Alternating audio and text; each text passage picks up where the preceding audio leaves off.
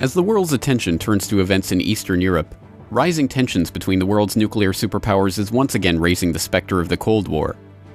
And just as in the Cold War, this conflict too brings with it the prospect of nuclear warfare. This is the GRTV Backgrounder on Global Research TV. Welcome. This is James Corbett of CorbettReport.com reporting for Global Research TV in downtown Hiroshima, Japan, in the Peace Memorial Park in front of the A-bomb dome that marks the hypocenter of the blast that tore through this city 69 years ago, claiming tens of thousands of lives in the blink of an eye, and tens of thousands of more through the ravages of radiation poisoning in the days, weeks, months, and years that followed.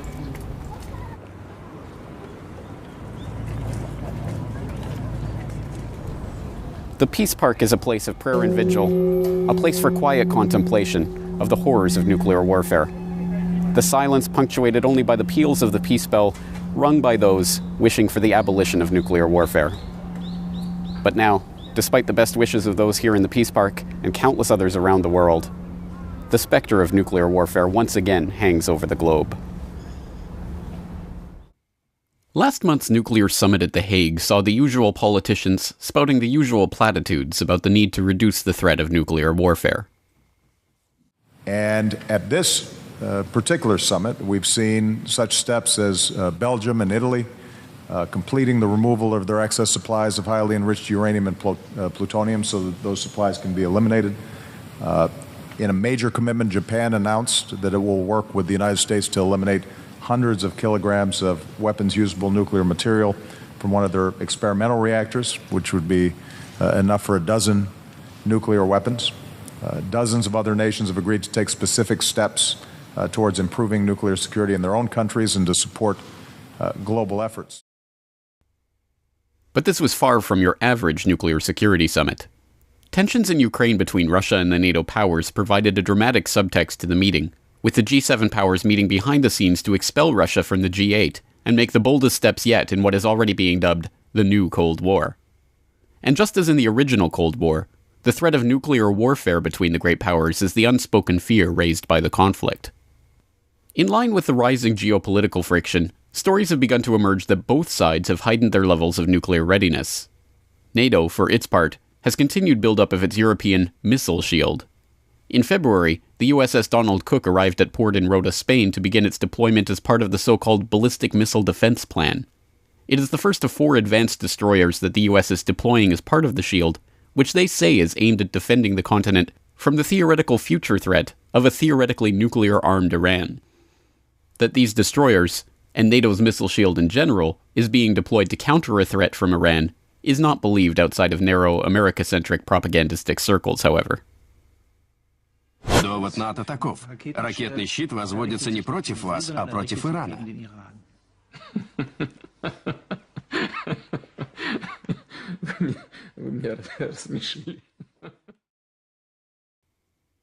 In truth, the term missile defense is a misnomer, as it is a universally acknowledged tenet of nuclear warfare doctrine that advanced missile defense systems are integral to escalation dominance, or the ability to engage in warfare at any level of violence, including nuclear warfare.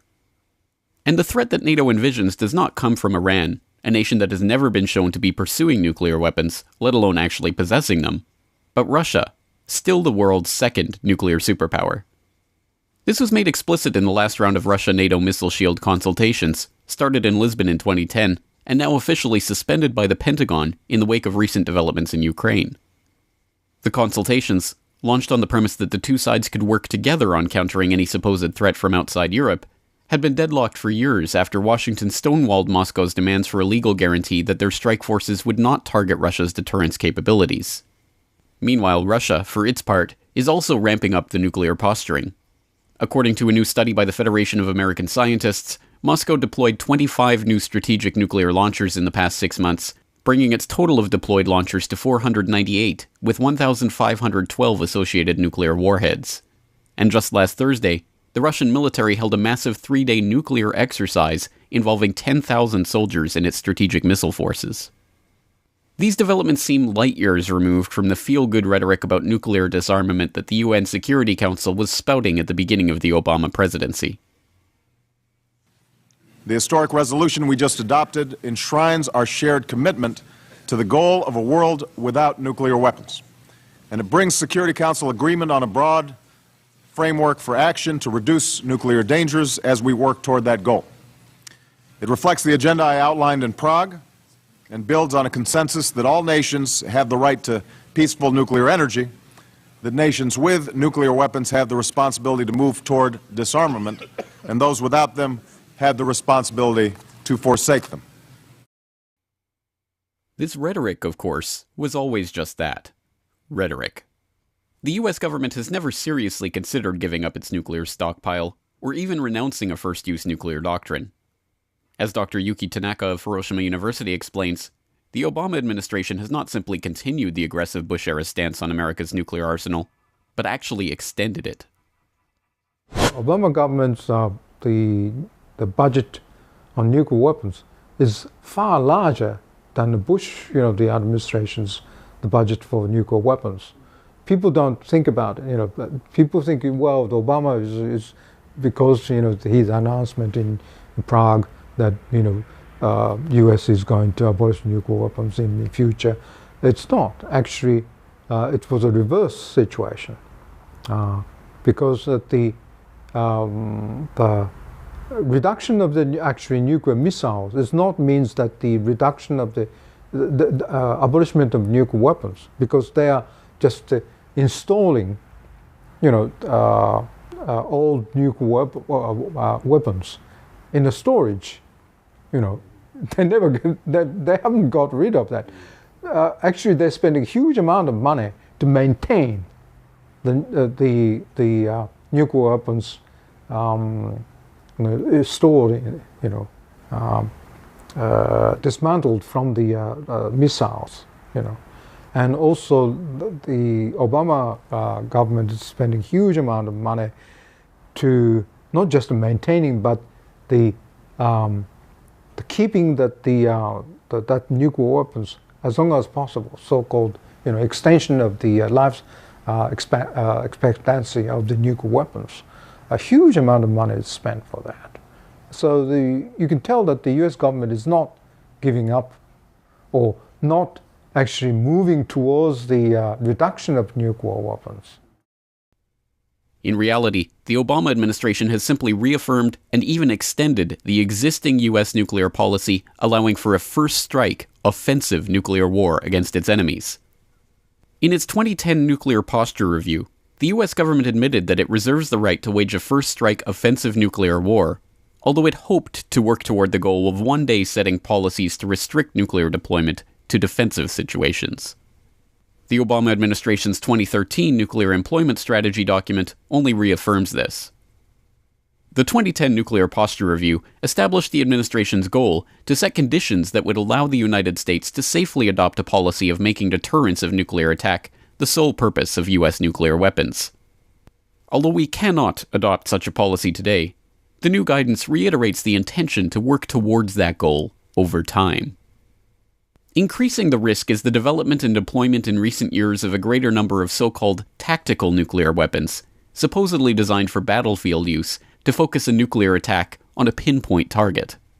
The B-6111 nuclear bunker buster, for example, has been envisioned as one weapon that could be deployed in a future attack on Iran's underground nuclear facilities.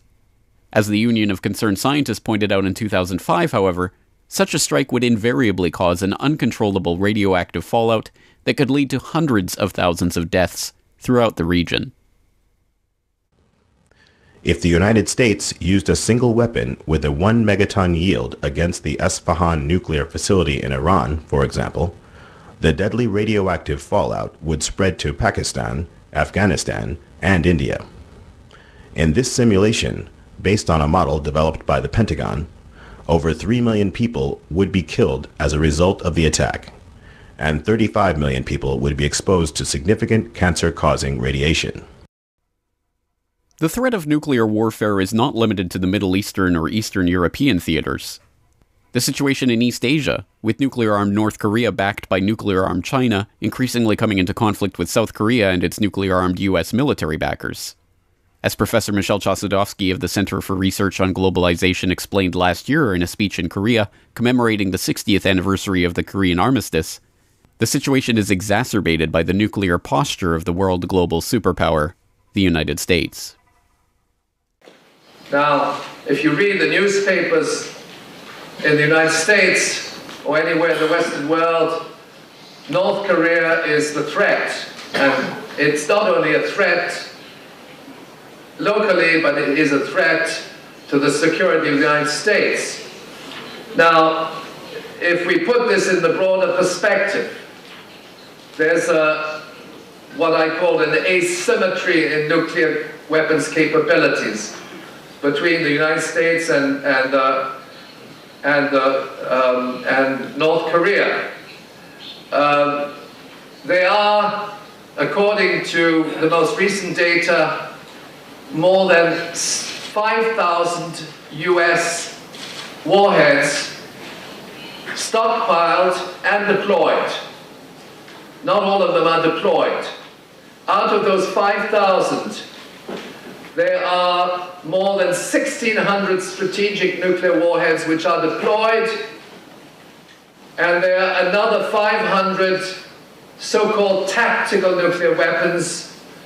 I should explain that a tactical nuclear weapon is called a mini-nuke, but they're not so small as what they appear to be. They have an explosive capacity between 1/3 and 6 times a Hiroshima bomb. There's another 500 of those. So what we have is 2,000, over 2,000 nuclear bombs are currently targeted, and they are targeted against North Korea.